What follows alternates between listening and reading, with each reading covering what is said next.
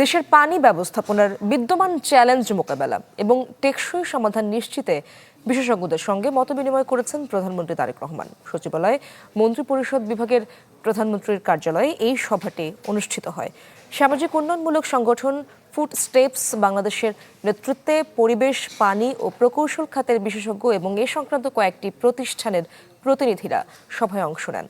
তারা দেশের পানি ব্যবস্থাপনার বিভিন্ন সমস্যা, বিদ্যমান সীমাবদ্ধতা এবং সমাধান নিয়ে নিজেদের অভিজ্ঞতা ও সুপারিশ তুলে ধরেন।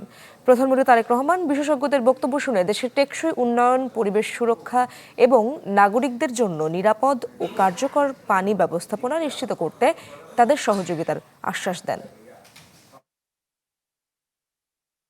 নগদ নিয়ে এলো হার না মানা হার অফার। সর্বনিম্ন 10,000 টাকা রেমিটেন্স নগদে পাঠালে থাকছে স্বর্ণের হার জেতার সুযোগ।